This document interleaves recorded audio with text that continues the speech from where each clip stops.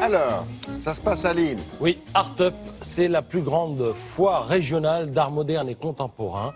Elle débute aujourd'hui, donc à Lille. Connaissance des Arts rappelle qu'elle a attiré quand même plus de 27 000 visiteurs l'an dernier et qu'elle a tout pour faire encore mieux cette année. Pas moins de 160 exposants, rappelle ce matin La Voix du Nord, un quart d'étrangers, un quart de régionaux ou de locaux, et puis tous les autres, donc une moitié d'artistes venant du reste de la France.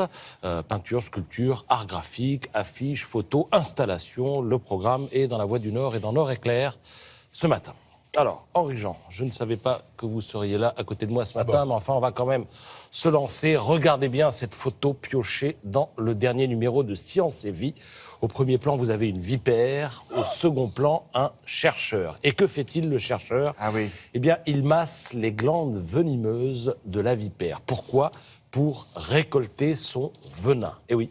Parce que le venin constitue peut-être une nouvelle source de développement de l'industrie pharmaceutique. Alors cette industrie, nous apprend Science et Vie, connaît une crise d'innovation. Depuis 25 ans, le nombre de médicaments innovants mis sur le marché diminue et du coup, les industriels se détournent partiellement de la chimie de synthèse et s'intéressent aux produits d'origine naturelle, parmi lesquels donc les toxines venimeuses. En Chine, ils font ça. En Chine, ils font ça, bien sûr. Il y a un type qui est devenu milliardaire grâce à ça, au serpent. Et la pharmacie occidentale commence à s'y mettre. Alors là, qu'est-ce qu'ils font du serpent après ? alors, Alors après, il le réhabilite.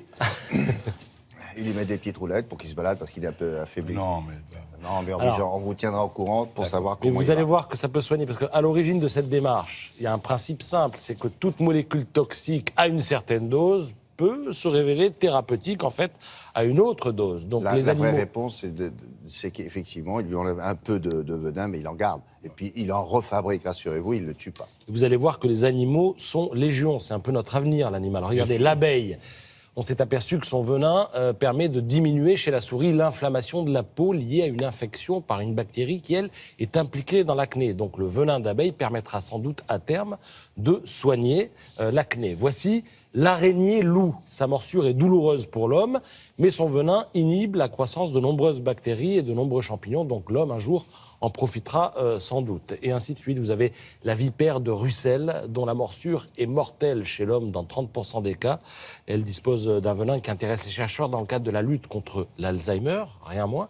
Et ce scorpion doré de Mandchourie est peut-être la solution contre Parkinson. Il existe, nous enseigne Science et Vie, quelques 170 000 espèces venimeuses sur la planète, ce qui pourrait représenter une ressource d'environ 40 millions de toxines différentes. Alors, ils n'ont pas l'air tous sympas, vos copains, là. Hein.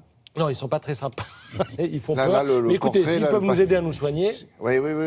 Alors, malheureusement aussi, et là, Henri Jean va peut-être hausser le ton à se nourrir, parce que dans la série Nos amis les animaux, je passe de Science et Vie à Science et Vie Junior, qui pose cette question, est-ce que ça se mange ? Eh bien oui, apparemment, regardez, les pattes de lézard, ça se mange, en tout cas en Arabie Saoudite. Alors là, ça va l'étouffer, celui-là. J'espère que ça va l'étouffer.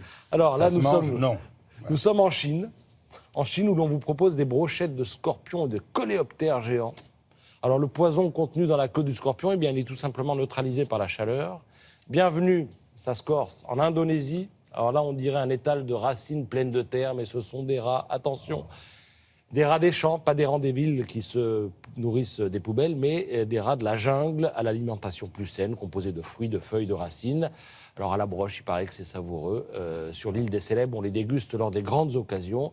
Et enfin, pour finir, nous voici à New York où l'on sert une nouveauté dans le cadre du dîner de gala annuel du Club des Explorateurs. Et alors, devinez ce que c'est. Vous ne trouverez jamais.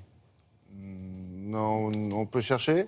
Ah non, peut pas. Je vais vous donner la solution pour finir. Des pénis de bouc. Des pénis de quoi ? De bouc. De Oh, quelle horreur. Ça alors ? Et il paraît que c'est Et c'est les délicieux. explorateurs qui mangent ça ? Ouais. Ah ouais. Mais c'est Explorateurs honteux. en retraite. Bon, Voilà, allez, je savais pas ok. que vous seriez là. Non, Henri mais Jean, c'est honteux, bon, c'est une c'était dérive honteuse, ça, honnêtement, honteux. Merci beaucoup.